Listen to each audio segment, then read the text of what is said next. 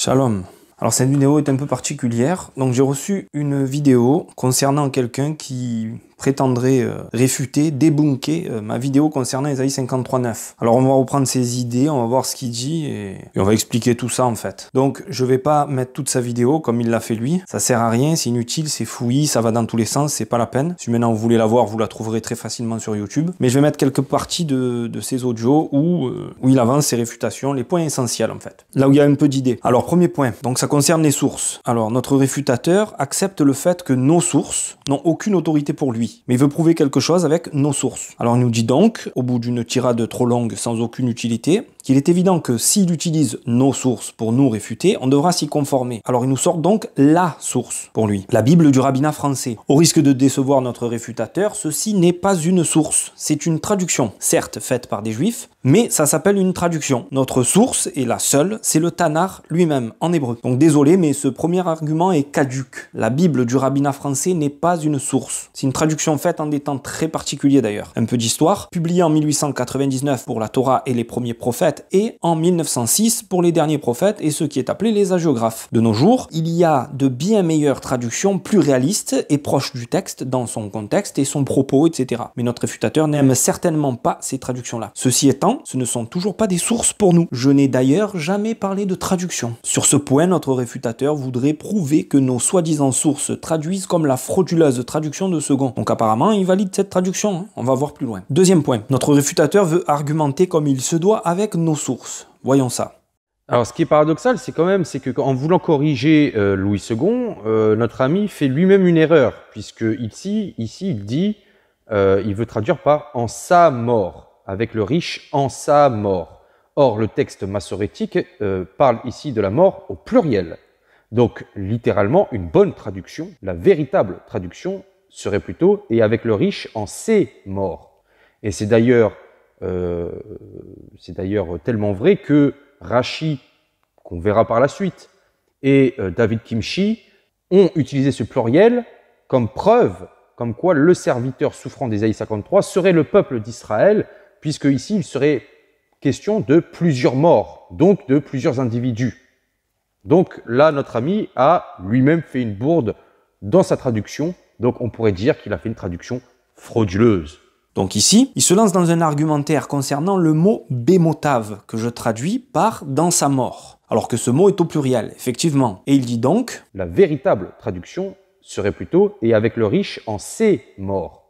Que répondre à tout ça? Notre réfutateur fait le travail que je ne veux pas faire dans un premier temps, justement. Il pense m'avoir eu et en plus, il donne le véritable sens du verset et le commentaire de Rashi ainsi que tout ce que ça signifie. Donc pour expliquer clairement mon procédé, ce qui est écrit d'ailleurs dans mon livre, mais que je n'ai pas encore effectivement expliqué ici sur cette chaîne, c'est de prendre la théologie chrétienne, leurs concepts, leurs croyances, d'en accepter les termes et de montrer les erreurs qui s'y trouvent, étant donné que les personnes visées par mon travail croient en cette théologie. En l'occurrence, dans le chapitre 53 d'Ésaïe, je valide intentionnellement la croyance chrétienne qui voudrait que le serviteur souffrant soit un homme, et un homme en particulier le Messie. Ce point-là est totalement erroné en réalité. Qu'on soit bien d'accord, et pour bien comprendre ce que j'en pense, Ésaïe 53 ne parle pas d'un seul homme, et encore moins du Messie, du Mashiach, mais bien d'un ensemble du peuple d'Israël. C'est pas le Mashiach. Et les versets sont tous dans ce sens. Il est facile de le prouver, mais mon procédé n'est pas celui-ci. La réfutation la plus simple est de dire que ce chapitre ne concerne pas Jésus, mais Israël, pas un personnage, mais Israël en tant que peuple regroupé dans l'idée d'une personne, enfin, on peut expliquer ça. C'est ça le véritable sens d'Ésaïe 53, mais cette réfutation apporterait encore des discussions dans tous les sens et qui seraient complètement stériles. Non, mais regarde, là c'est écrit ça, là c'est écrit ça. Bon, déjà parce que j'ai pas pour vocation de convaincre un interlocuteur dans un débat, mais plutôt de donner des preuves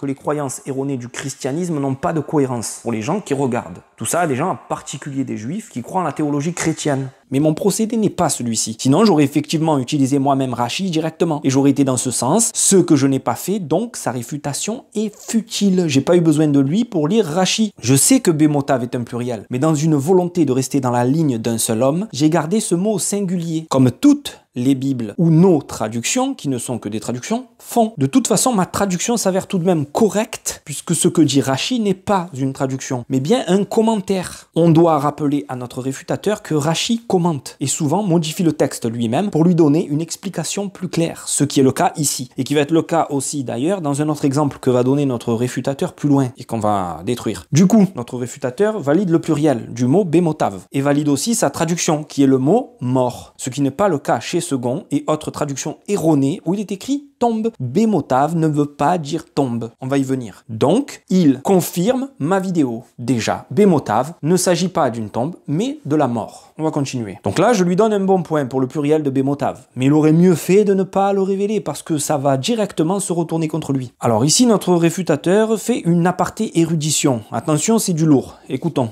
Alors nous, en sens inverse, on va montrer que eux, de leur côté, font des traductions doctrinales.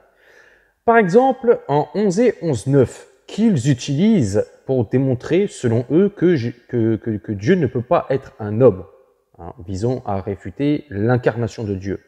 Ils vont utiliser Osée chapitre 11, verset 9, où on lit « Je n'agirai pas selon mon ardente colère, je renonce à détruire Éphraïm, car je suis Dieu et non pas un homme. El, Anoki, Uelo, Ish. Je suis le saint au milieu de toi, je ne viendrai pas avec colère. » Ici, on a le terme Ish, homme, un humain, d'accord, qui est utilisé pour dire « je suis Dieu et non pas un homme ». El, Anoki, Uelo, Ish. Et là, ils le prennent au sens littéral pour nous réfuter. Très bien. Par contre, allons en Exode chapitre 15, verset 3, où on lit « Yahvé est un homme de guerre, Yahvé est son nom. » Yahvé est un homme de guerre se dit « Ish Mil'ama ». Ish Mil'ama. Comme on le voit dans les deux versets, le terme « Ish » est employé. Notre érudit nous cite là deux versets. Je ne vais pas les répéter, juste expliquer de manière simple. Dans l'un, Dieu dit « Je ne suis pas un homme ». Donc ici, c'est très clair. Il n'y a rien d'autre à ajouter, pas de délire ou autre. Dieu dit qu'il n'est pas un homme. Je ne sais pas ce que notre réfutateur voudrait comprendre d'autre. Dieu n'est pas un homme. Ish, le mot Ish. Puis il cite un autre verset qu'il a trouvé en tapant le mot Ish dans la barre de recherche d'un site d'occurrence en hébreu et il a trouvé le passouk où il est écrit « Hachem est un homme de guerre » avec le mot Ish, homme en hébreu. Alors d'abord, je vais juste rectifier sa prononciation horrible. On ne dit pas Anoki, mais Anochi. Et on ne dit pas Mil'ama, mais Milchama. Donc quand on veut faire croire qu'on a des connaissances linguistiques, il faut au moins bien prononcer les mots, histoire de noyer le poisson, quoi. Bref, notre réfutateur prétend ici qu'on a une vue doctrinale et qu'on n'accepte pas le fait que Ish désignerait un homme de chair et de sang dans tous les cas où le mot Ish apparaît. D'un côté, Ish, on traduit par homme, donc Dieu n'est pas un homme, et que ça parle d'un homme humain de chair et de sang. Et dans l'autre passouk, on prétend, l'autre verset, on prétend que là, ce n'est pas un homme de chair et de sang dont il s'agit. Et pour prouver tout ça, il va se renseigner sur le site Shabbat.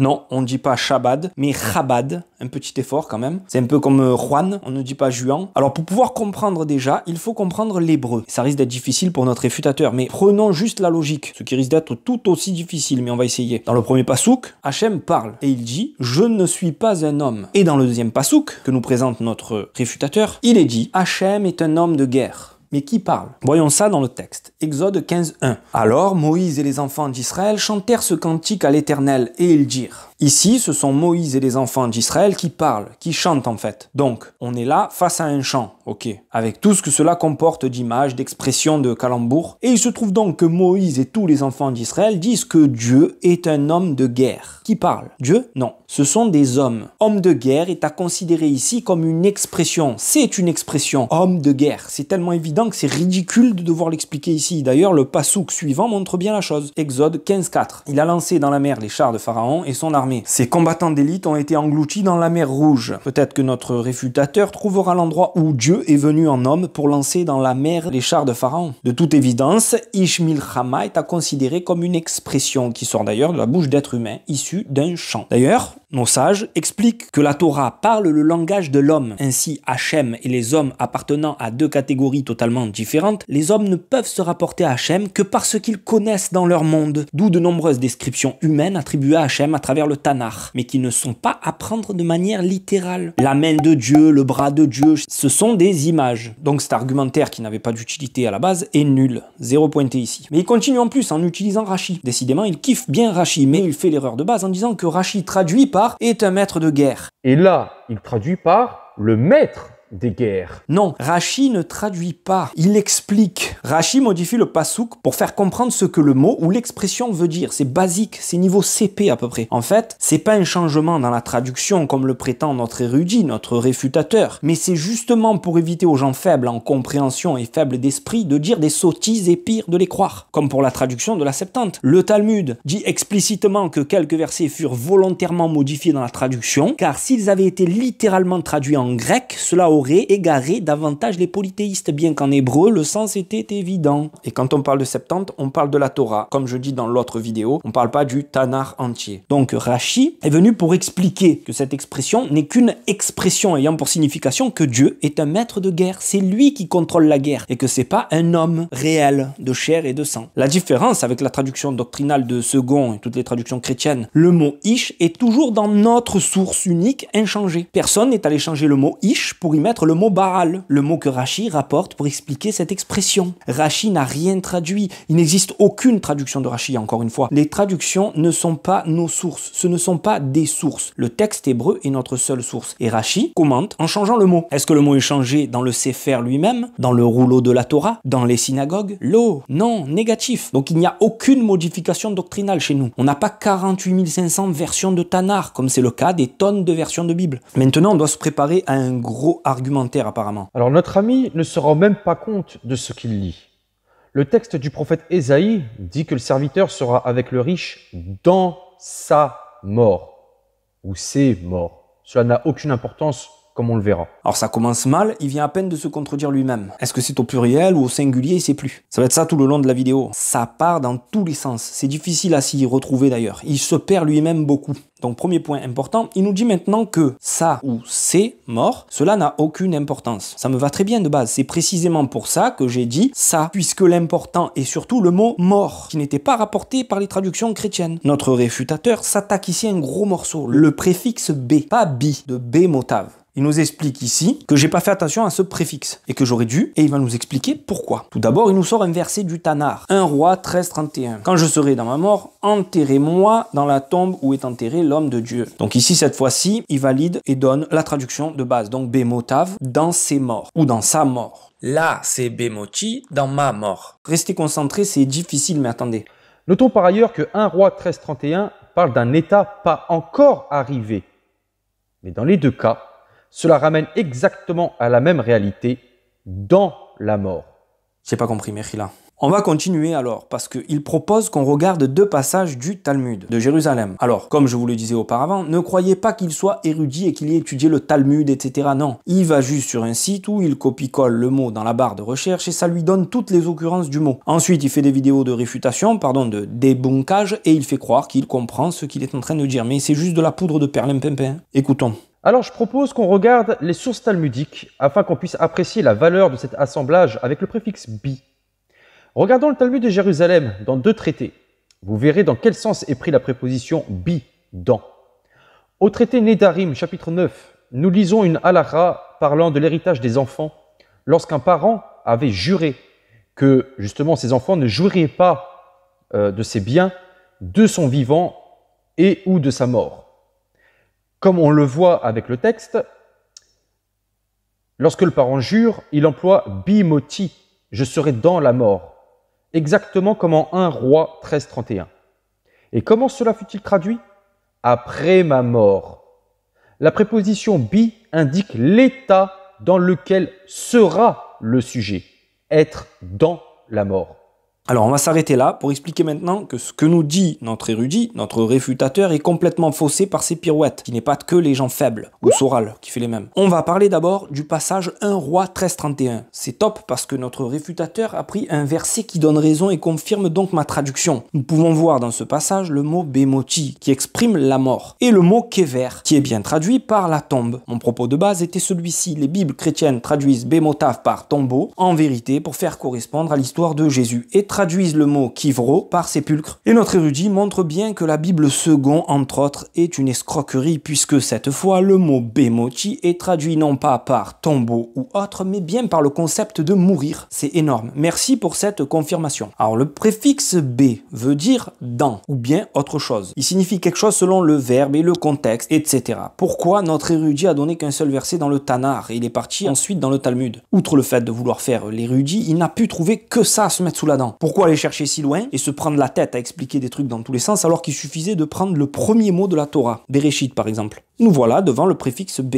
Comment est-ce que ça doit se comprendre? Parce que ce que notre réfutateur n'a pas compris, c'est que les textes ne se traduisent pas, ils se comprennent, et l'hébreu doit se comprendre. Comment est-ce que ça doit se comprendre? Petite explication tout d'abord, la préposition inséparable b devant un mot qui possède à la fin un suffixe possessif, monton, son, etc., change de sens et transforme le mot en adverbe en action. Exemple, Beshorvecha ufkumecha. Littéralement, ça signifie dans ton coucher et dans ton lever. Mais ça se comprend en réalité comme en te couchant et en te levant. Un autre exemple, nombre 8.2. Il est écrit en hébreu Be'alotra et anerot. Littéralement, dans ta montée des lampes. Ça veut rien dire. Mais à cause du B, il faut en fait comprendre lorsque tu élèveras les lampes ou en élevant les lampes. Ça transforme donc en action. Donc il faut comprendre le verset d'Isaïe par en mourant en réalité. De toute façon, le réfutateur ne dit pas le contraire. Son explication est incohérente et part dans tous les sens. Bref, voyons ses sources. Alors la première source, c'est le chapitre 5, pas le chapitre 9. On va aller sur la deuxième. Directement, c'est la même chose. Donc j'ai réussi à trouver, après avoir fait beaucoup de recherches, parce qu'en fait, il ne s'agit pas d'une halakha du traité Baba Kama du Talmud de Jérusalem au chapitre 9, mais la référence est Baba Kama Mishnah 9.10. Donc c'est dans la Mishnah en fait. Je comprends pas ces sources, j'ai cherché, j'ai pas compris ces sources. Ça fait rien, on va voir tout de même ce que ça donne. Alors, j'ai moi-même une traduction, puisqu'il aime les traductions, et il est écrit « et à ma mort », ce qui veut dire quand je vais mourir, quoi, au moment où je meurs. Si son site a traduit par « après ma mort », c'est très simple. Ça s'explique par la règle que j'ai énoncée avant. Selon le contexte, etc., la traduction peut changer pour faire comprendre la chose. Ici, c'est une histoire d'héritage. Quel serait le rapport entre un héritage et l'action de mourir en elle-même? Du coup, il ne s'agit pas de l'action de mourir, mais son état. C'est évident. Mais cette explication marche ici, mais pas dans d'autres endroits, car la règle change selon le contexte, ce qui est le cas dans Ésaïe 53.9. Mais ce qui nous présente n'est qu'une traduction, et celle que je montre aussi, et elle est bien différente. Elle dit « et à ma mort », ce qui veut dire au moment de ma mort, quand je meurs, tu pourras hériter. Bémoti veut signifier le moment où il meurt. Faut arrêter de chercher des feintes dans tous les sens. En s'amusant avec les mots, on peut faire dire et croire n'importe quoi. Mais maintenant, voyons l'exemple de Bereshit. Littéralement, c'est dans l'entête de, ce qui doit être compris par en commençant, traduit par au commencement. On ne traduit pas par dans,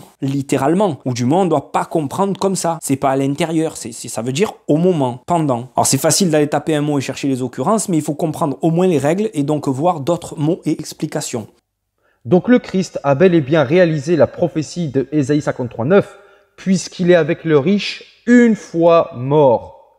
Jésus est avec le riche une fois enterré dans sa tombe. Il est question de deux états bien distincts. Quand il meurt, ou même si notre réfutateur veut une fois qu'il est mort, donc quand il a rendu l'âme en fait. Et le deuxième état, quand il se trouve dans la tombe. Bien sûr qu'il est mort. Mais Ésaïe précise bien la mort et l'espace-temps jusqu'au fait d'être dans la tombe. C'est deux contextes, deux états de fait. Ne pas comprendre, c'est faire preuve de mauvaise foi. Jésus meurt avec les impies, il est mort avec eux, ou il a rendu l'âme avec eux. Il se trouve de suite après sa mort avec eux. Et il sera ensuite mis parmi les riches, mais lorsqu'il sera dans la tombe, c'est là qu'il sera avec les riches. Et le verset d'Ésaïe dit le contraire, que sa tombe sera parmi les impies. Dernier point, le mot vaïten. La véritable traduction de vaïten n'est pas on mit, mais il donna. Prenons trois exemples. Genèse 29-24, je cite, et Laban donna vaïten pour servante à Léa, sa fille, Zilpa, sa servante. Genèse 29-29. Et Laban donna vaïten pour servante à Rachel, sa fille, Bila, sa servante. Et Livre des Nombres, chapitre 32, verset 40. Moïse donna vaïten Galad à Makir, fils de Manassé, qui s'y établit.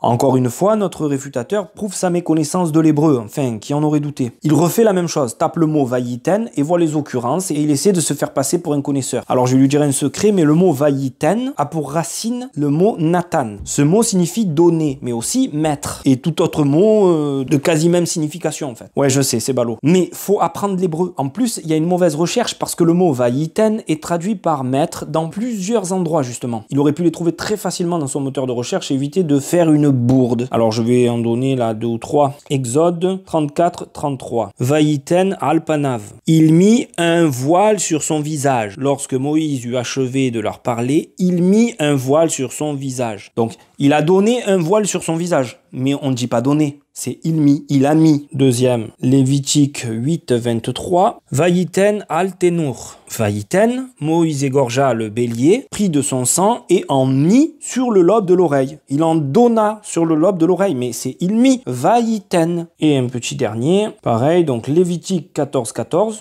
Il en mettra, la racine Nathan, le sacrificateur prendra du sang de la victime de culpabilité, il en mettra sur le lobe, donc il en donna sur le lobe de l'oreille. Venatan, avec la racine Nathan. Et un dernier, 1 Chronique 16-4. Vayiten nifne aror Hachem.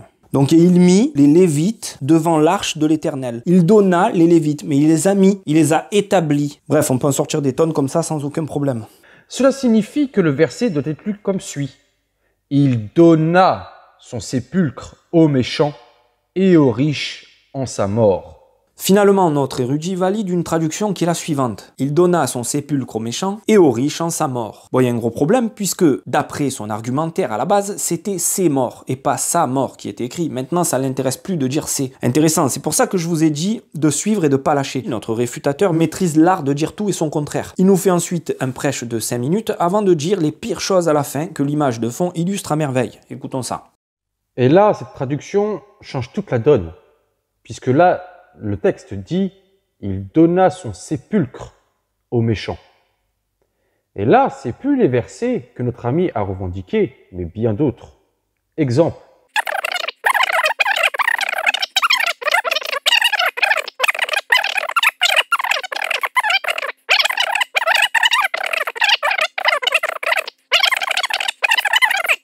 Tout cela traduit parfaitement le texte du prophète Ésaïe, chapitre 53, verset 9, « Il donna son sépulcre aux méchants ». Alors, là on va me dire, oui mais Clément, là ça n'engage que toi. Alors, moi je vais invoquer Rachi, qui est une grande référence chez eux. Et regardez bien ce qu'il dit, gloire à Dieu. Voici comment il lit le verset. « Et il donna son tombeau aux méchants ». Donc déjà, Rachi possède la même lecture que j'ai proposée. Non, alors notre réfutateur essaie de se faire passer pour un fin théologien du niveau de Rachi, mais en fait c'est pas vrai. Il a lu Rachi d'abord et il a fabriqué son argumentaire bancal ensuite. Et ensuite, voici comment il interprète. Regardez, gloire à Dieu. Il se soumit à être enterré selon tout ce que les méchants des païens décréteraient sur lui, réalisé dans notre Seigneur Jésus-Christ avec flagellation et crucifixion. Il dit que ça parle de la flagellation et de la crucifixion, je vois pas le rapport avec un enterrement, et il lit la suite. Car il le pénaliserait avec la mort et l'inhumation des ânes dans les intestins des chiens, c'est-à-dire en gros une mort humiliante. C'est ce qui s'est passé avec la crucifixion, gloire à Dieu. Ensuite, il précise sur « aux méchants ». Quand il dit « il donna son sépulcre aux méchants ». Aux méchants, il dit « selon la volonté des méchants ». Il était disposé à être enterré et il ne renierait pas le Dieu vivant. Gloire à Dieu, c'est ce qui s'est passé. Gloire à Dieu. Et ensuite, il précise, et aux riches avec ces sortes de morts, il dit, et à la volonté du dirigeant, il s'est soumis à toutes sortes de morts qu'il a décrétées sur lui, parce qu'il ne voulait pas accepter le refus de la Torah, de commettre le mal et de voler comme tous les païens. Qu'est-ce que disait le Christ à Pilate? Tu n'as aucun pouvoir sur moi, sauf celui qu'on t'a donné. Gloire à Dieu. Ici, notre érudit, notre réfutateur s'arrête et ne commente pas. C'est normal, la balle dans le pied est ici. Donc si je comprends bien, notre réfutateur valide à 100% le commentaire de Rachi et son explication. Du coup, il valide aussi la fin. Il s'est soumis à toutes sortes de morts qu'il a décrétées sur lui. Et ensuite, il précise, et aux riches avec ces sortes de morts, il dit, et à la volonté du dirigeant, il s'est soumis à toutes sortes de morts qu'il a décrétées sur lui. Il s'est soumis à toutes sortes de morts, à toutes sortes de morts, à toutes sortes de morts, à toutes sortes de morts.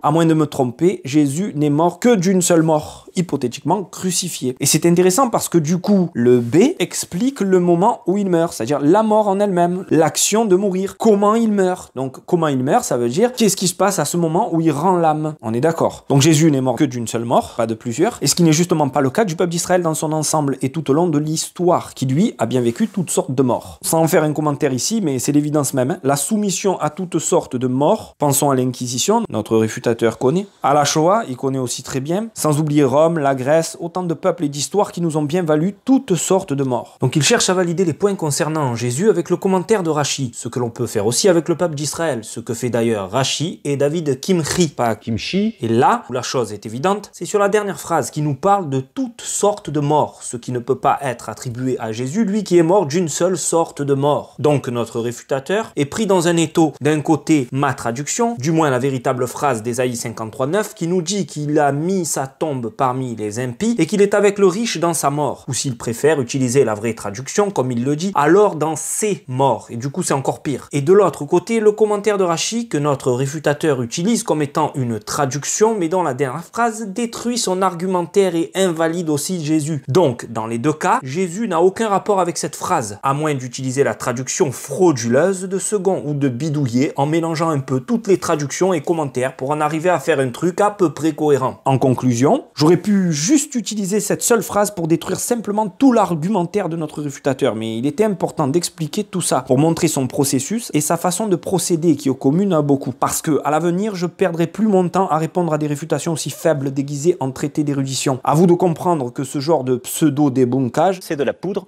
de perlimpinpin. Pour tout renseignement à l'avenir sur des pseudo-réfutations, etc., n'hésitez pas à nous contacter à cette adresse mail et on vous répondra et vous mettra sur la voie afin de réaliser par vous-même les recherches adéquates et vous rassurer. Kol Tov.